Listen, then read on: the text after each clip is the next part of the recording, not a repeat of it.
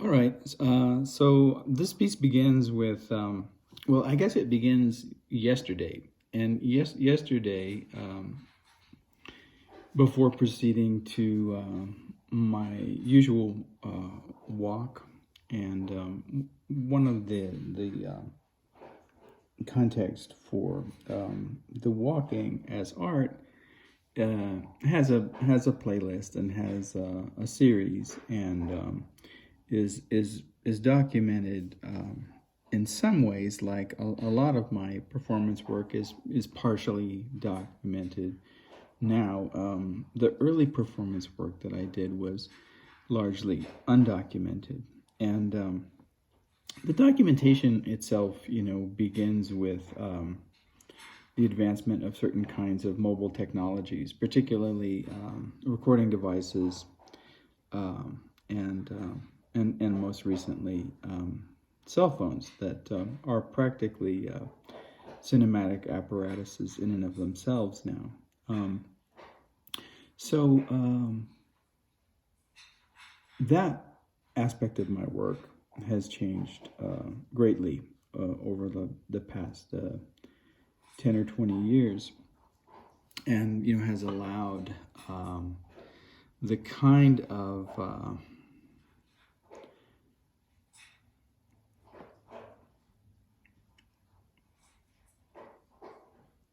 recollection and retrospection that you see on the YouTube pages. And so some of the early work, though not documented, can be narrated, and some of the performances now can be partially documented and narrated over. And some of the work, takes on this quality that brings it in some ways closer to the classic museum or theater space. The idea that the performance is presented, before and for an audience, whether that audience is live or, as in with audio and visual recordings, or whether that audience experiences it later in space-time in some either gathering space or quietly in the comforts of one's own home, as in the case of probably most of the YouTube audience. But I guess the discussion that I'm going to produce today begins yesterday. And yesterday I was dragging a log. I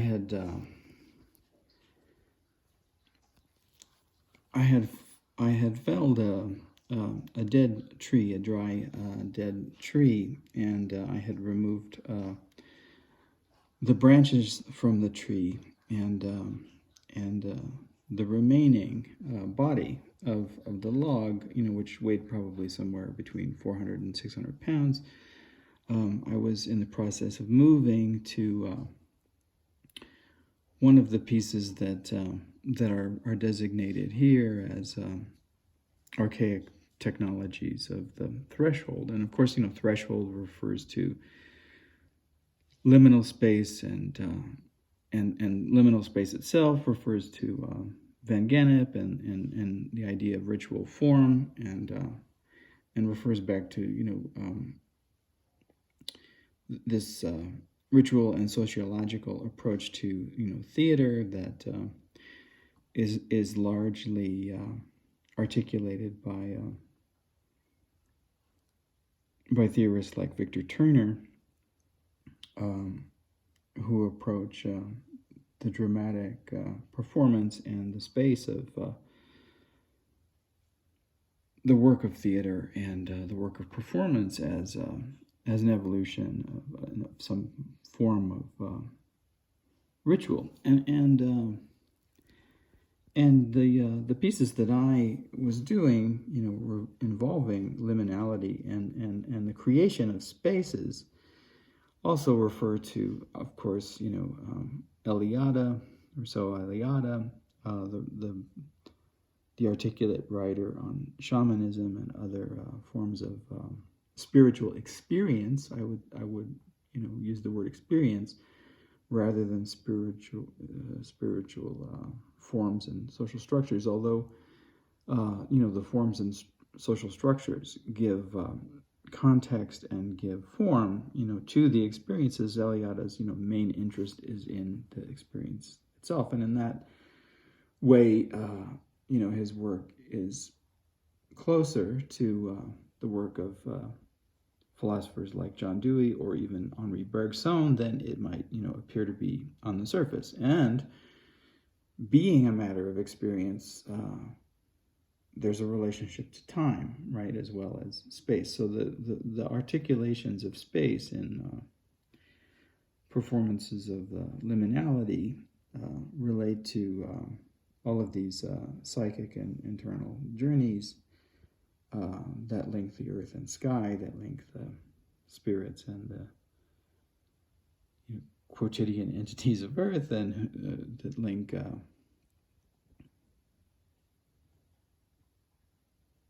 these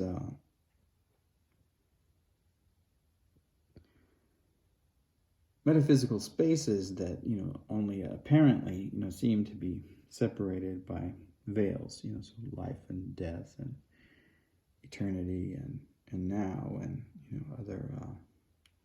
other modes of constructing a relationship to these meta stations of human conception and experience. So the piece that I was moving the log to, I had already in some ways documented. I had done the first film, the first documentation of the work, and the work that I'm referring to, that I was moving this large log to, is a kind of gate, and it's a gate that opens to a path, and the logs mark the inception of this gate, and the gate is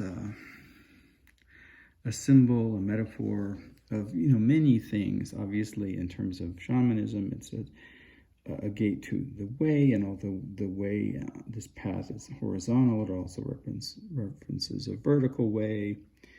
It's the opening to a center, so a passage into a different mode of experience, a gateway, one could say, into a descending or an ascending, or into varieties of liminal and imaginal, I'll say, because I don't want to say imaginary, because that sounds like that it's immaterial and purely fictional, which of course it's not. But it enters into a dream space. It creates and marks that it's not merely a path, but it's a path as something beyond, right? Some meta way. And of course, that refers to a lot of different things. It refers to the spirit realm. It refers to the underworld. It refers to the dream space. It refers to the subconscious and unconscious, and therefore all of the matters and materials that dwell in those spaces. Including sexualities and creativities. It's also as a sexual metaphor. It's the place where inception and conception is made, and it's also the place where birthing occurs. When one returns from this type of journey, one is in that sense reborn. And so all of these languages, and even the moving of the logs refers to these languages of struggle. And there are a lot of instances in which a burden is carried as a form of sacrifice. And when I use the word sacrifice, as I've mentioned before, it's always self-sacrifice. So even the figure of Christ in Christianity, carries his own means of destruction and means of sacrifice, right? He carries the cross to the place that he will be sacrificed. There are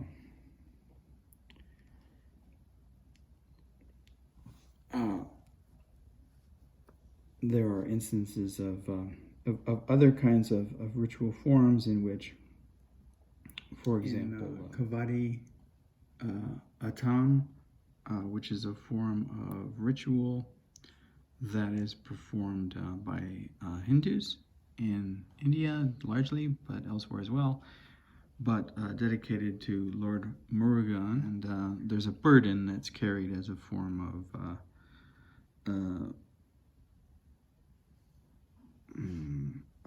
devotion. And here are some images of carrying this burden. It's ritualistic, ceremonial, and also, you know, considered a sacred act, so experiential. And you know, one performs this, you know, for something, in order to accomplish something. One asks of the divine something, and the sincerity of one's request is expressed in the you know, the pain and suffering that one is willing to submit oneself to in the act of carrying the burden. And you know, it's in that way, it's the Kavadiyatam is not, you know, dissimilar from you know, the ideas of the sacrifice for community and the request that one makes in something like the Lakota Sundance. Now, these kinds of acts are always performed on behalf, well, not always, but, you know, typically performed on behalf of the community, as acts, you know, of shamanism are typically performed for the community. And that discourse, you know, is something that is sadly left out of many, you know, contemporary neo-shamanistic articulations of these technologies, right? And it's not left out in the Eliada, but it's not foregrounded in a way that you know, serves our purposes as you know, as artists of social political relevance and the desire to change the world and the community, and to support and protect and you know, ensure the survival of, you know, both local communities and the world at large. You know, so that's part of the performance as well. And then therefore, even though it's the creation of space, the work involved in the creation is part of the ritualistic form, part of the ritualistic content, part of the performativity, if you like. That is, just as in the Kavadi Atam, the efficacy, right, of the practice is demonstrated by the sincerity of the performer in the ritual or the ceremony, by the willingness to endure, you know, these hardships. And in that sense, the performativity is a function of you know, both the work and the suffering and the solitude and all of those aspects of the work that you know, seek favor from the divine, in a sense. And so there's time, you know, in it, and there's a lot, you know, that in the archaic technology that, you know, precedes the form itself. And there's a lot that's unspoken, you know, like how the logs get there, and and the weight of the logs, and, you know, how, you know, they were chosen, and all of that, you know. But it's definitely implied, you know, in various ways by these pieces. So yesterday I'm moving these, you know, objects in time and space, and I'm listening to the sounds of vehicles. And as I get this log that I'm moving toward this particular gate, this particular technology, this particular archaic technology of the sacred space, in this case of the liminality represented by this gate, And I'm hearing these vehicles, and I can tell they're large vehicles, and I can determine by the sounds of the vehicles that they're bulldozers, and that roads are being created on the other side of the hill that I'm moving this log. And as I get to the space that I'm moving the log toward on my little path, that's a footpath, and leads to larger footpaths that were once roads, I can see that the bulldozer and the other construction vehicles have remade the roads like all around my gate, and radically and powerfully transformed the space of that I was creating, and in some ways annulled that space, or so dramatically changed it that it can no longer really serve functionally as the representation of this type of gate. But also interesting, they didn't destroy the logs themselves, and I assume that the bulldozer is at least as strong as I am, and it could move the logs if it wanted to. So there was a kind of respect, even though the form and the symbolic representation of the form no longer really had any meaning. So I thought about that in terms of the way that piece is situated as archaic, and that involves these practices in the making that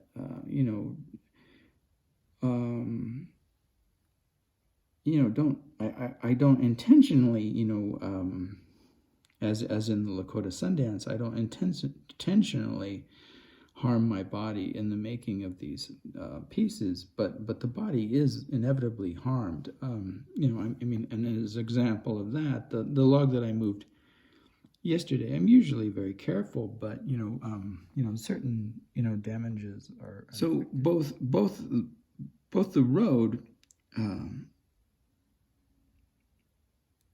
the newly created road around the space, and the type of labor involved in the creation of the space, I was seeing as a kind of conversation.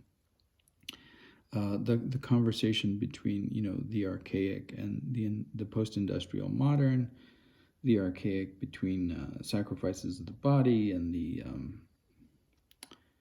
resources, required, to maintain these machines, and the world, as living space. And I was also thinking about it in terms of other works that I've been doing recently, and these conversations or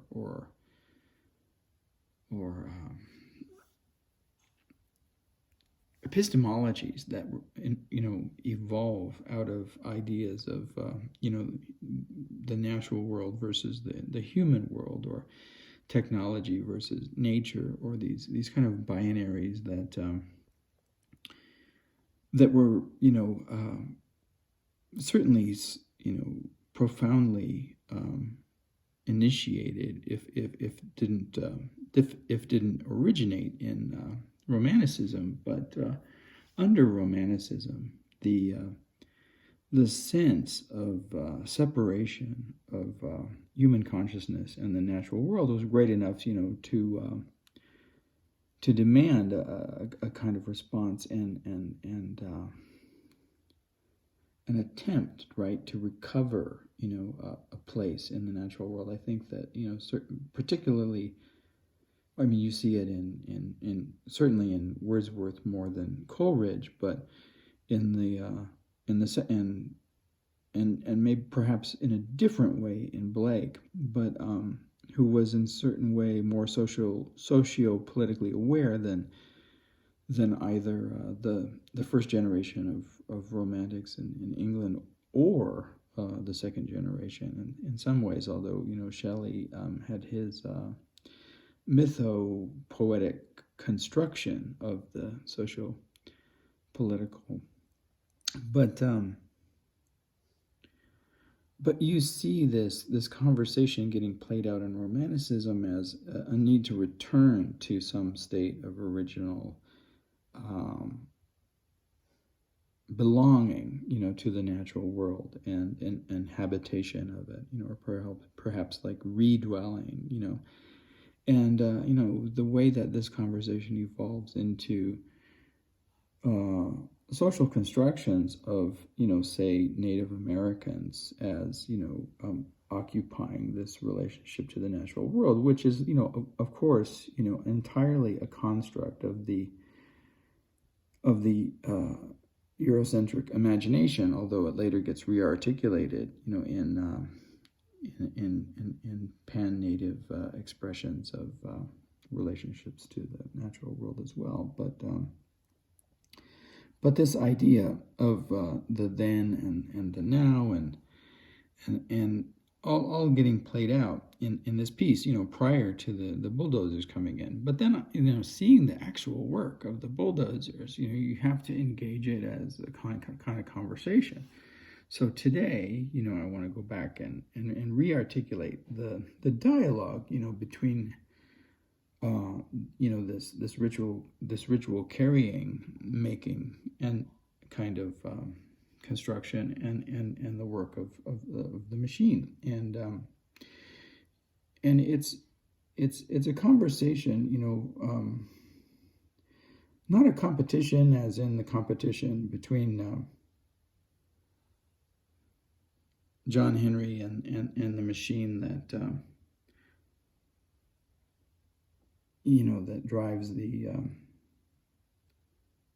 railroad spikes, and that hammers away and tears away obstacles in the route, but not a competition, but a conversation of understanding and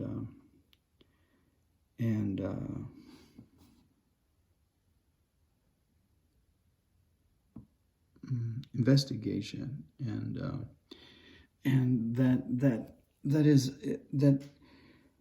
that begins, I guess, with an idea of seeing what is and all of its varieties and forms, and not being bound, you know, to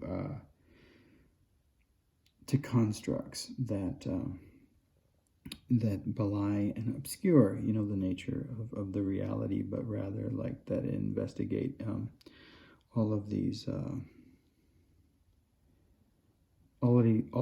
you know, different forms and structures and movements and dimensions of the way that you know, we actually exist, and our economies and our needs are actually formed, right? So for some who live, you know, very, very close to where I had begun this example of a gate into the liminal, there's a need, you know, to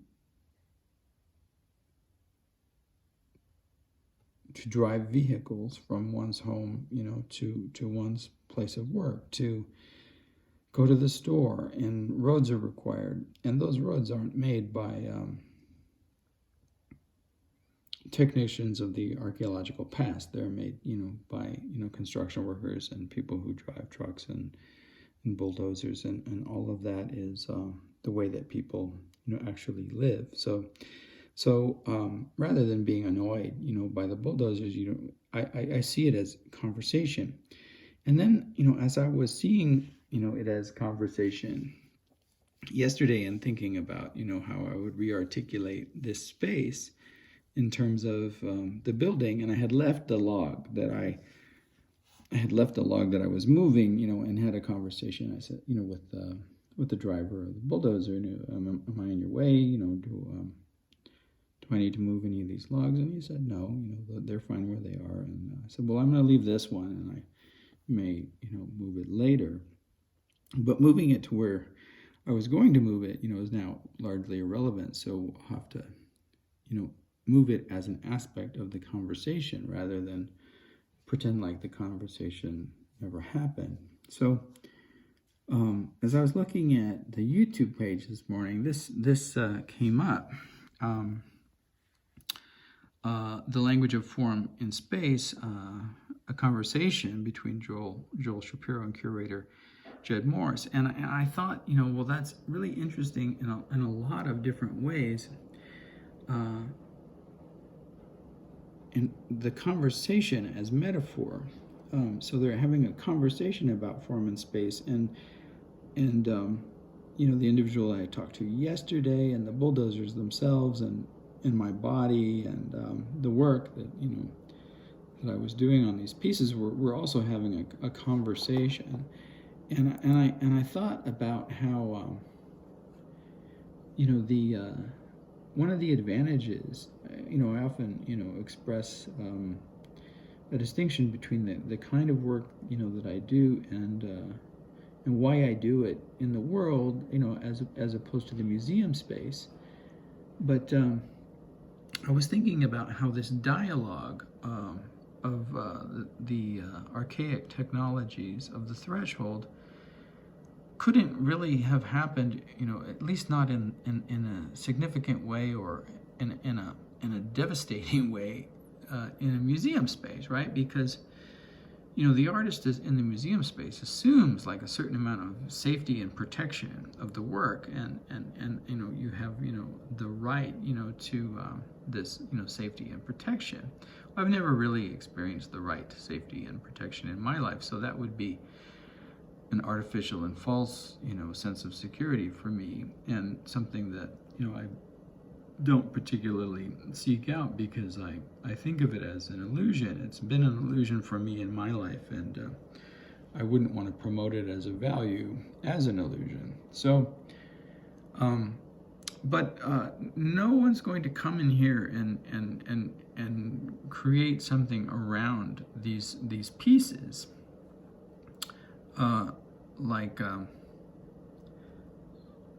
Like no one's gonna, you know, come tearing through that window with a bulldozer and pile a bunch of sand around these Joel Shapiro pieces, you know, that are so elegantly hanging and resting in this space, right? So in that way, the dialogue would have to be a lot more subtle, right? It would have to be a dialogue perhaps of changing light, or of changing the way that one enters the space. I suppose this door could be closed and another door could be opened somewhere else. I suppose that a sheet, you know, could be put up here, or some other type of veil, or the light coming through the ceiling here could be redirected in a different way. Or I suppose that the polish of the floor could change, and all of these things could be seen as dialogue, but they wouldn't be a dialogue or interruption or structural engagement with the very foundations of the metaphysical principles that operate in the piece, at least not, you know, in the safe space of the museum, and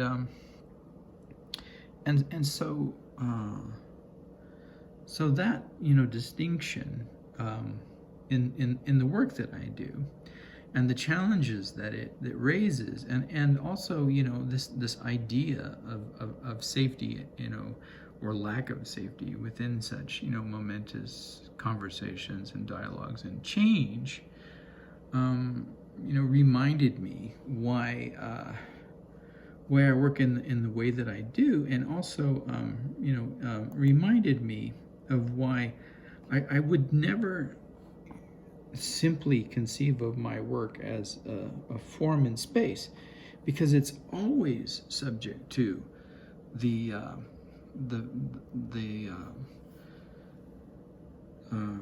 vicissitudes and destructions and conversations of time, you know, as well. And interesting, I'm getting interested in these water bottles as sculptures, and particularly as light sculptures, as the way that light, you know, and the two water bottles as reflections of the conversation, you know, held by the two individuals here, and the stasis of the bottles of water and the minute changes in the light that always exists in any lighted situation. We think of light as being static unless you change it, but it's never static. And it's not just the light of the day because of the movement of the sun, but artificial light also, changes. If you really start to pay attention to light, and if you move at all, even in the slightest, an inch or half an inch, any movement will change your relationships, the relationship that you have to the relationship the object has to the light that is informing your understanding of that object. So that's always interesting. So although they appear to be silent in the sense that they appear to be unmoving in relationship to the light, in fact that they are speaking to one another, and we just aren't accustomed to perceiving it. But if you begin to really look at it, you'll see it. So the idea, that forms exist in space, or even in this protected space of the museum, this safe space in which no one's kind of come through with bulldozers and change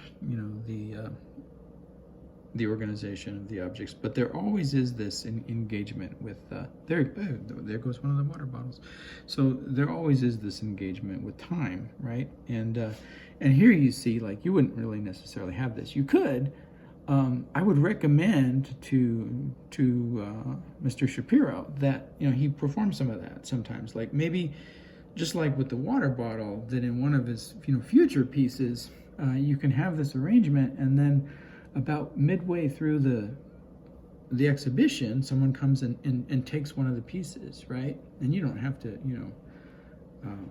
there changed his mind. He didn't drink. But see, so something like that. Let's go back and redo that again.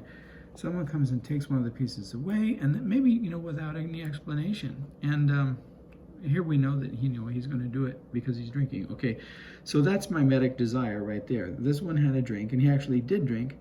And then, Joel Shapiro is talking over here. He's a little distracted, but he did notice that, his interlocutor had picked up his water bottle. So now he picks up his mimetically, but he realizes that he's not thirsty. He doesn't need a drink, so he puts it back down.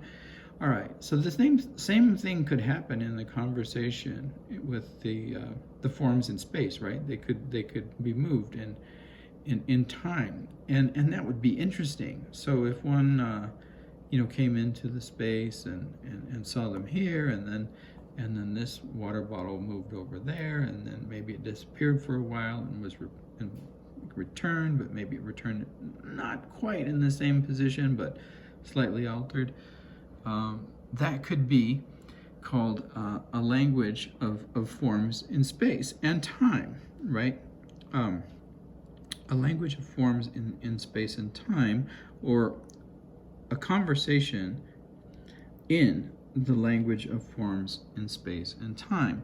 So when I saw this piece today, the language of form in space, artist Joel Shapiro and curator Jed Morse in conversation, I thought of all of these things. The language, a conversation of the language of forms in space and time, and I thought of all of these things, both in relationship to what Joel Shapiro does, and in relationship to the events yesterday involving my threshold piece, and readjusting, and then my need to readjust the threshold piece. And I also thought about it in terms of like the way that conversations like this are so complicated and can mean so many different things, and that conversations can occur in words, but can also occur in changes in the way that one makes a work, or reorganizes a work, or reinvests in the work. So suppose that that my next move, suppose that the log, right, that I was moving yesterday was a Dixie cup, and here's the gate, right? So I have here's the set of logs on the left, and now Joel Shapiro is very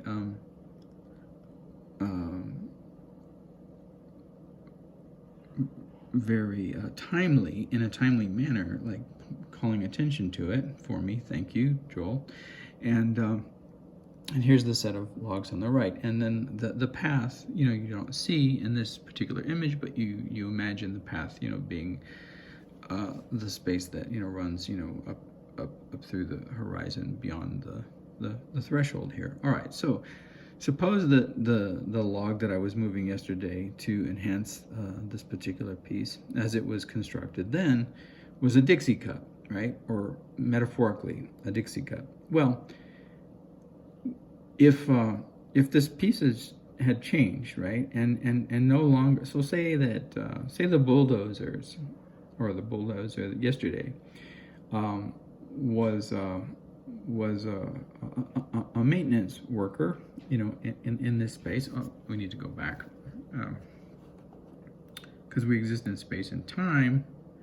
I keep having to move around in the video, right? All right, so we're back at the entrance of the threshold, but now the bulldozers have changed the piece, and we'll liken that metaphorically to the idea that someone has picked up the bottles and taken the water out of them. All right, so there's, you know, Joel Shapiro like suggesting that we picking up the bottle, we could remove the water from the bottle, right, Joel? Sure, we could. So if they were empty, then the log that I was moving yesterday to enjoin the conversation with the entrance, right? It no longer has any, you know, value or significance, because, well, I mean, it could, but it wouldn't mean the same thing to have a Dixie cup, you know, placed there in relationship to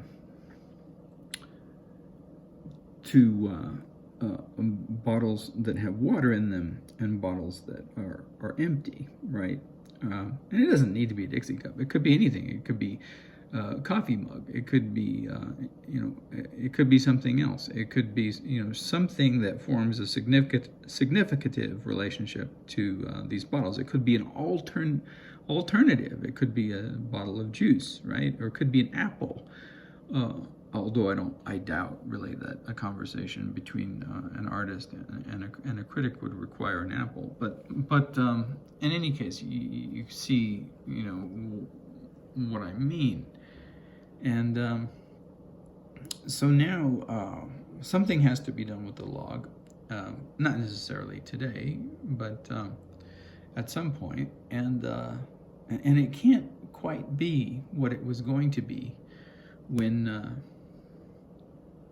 the two plastic bottles of water were filled with water, or when they, you know, served that purpose and that function. So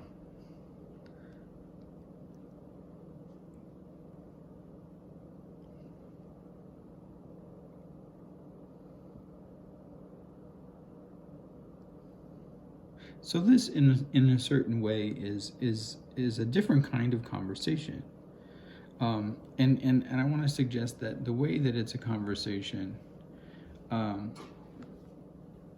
and the way that conversation is different from this conversation, can largely be inferred by the visual image of this conversation itself. So you may not know all of the words that will pass between the individuals engaged in this dialogue, but you're fairly certain that another character, whether that character is a part of the film crew, or whether that person is you know, part of the labor maintenance, the individuals who clean this space and take care of this space and organize this space, you're fairly certain that there won't be an intrusion of another figure, of another worker, of another laborer, of another way that this event gets made occur within the event, and in that way it's isolated, right? It's isolated, and it's safe from these elements of time and industry that that many of us, you know, are never isolated from. And my piece, you know, clearly doesn't belong to the security of that kind of conversation, and never has, right? A policeman isn't going to intrude upon this scene and say, I'm confiscating your water bottles. In any one of my pieces, that something akin to that could clearly and easily happen, and in fact has happened in many instances. So it's a different kind of conversation, and in my view, you know, a more complex and realistic conversation, and that's, you know, perhaps, you know, one of the reasons why that I've never worked in these kinds of spaces that allow for, you know, this abstract grammar as language of form outside of the contingencies of space-time.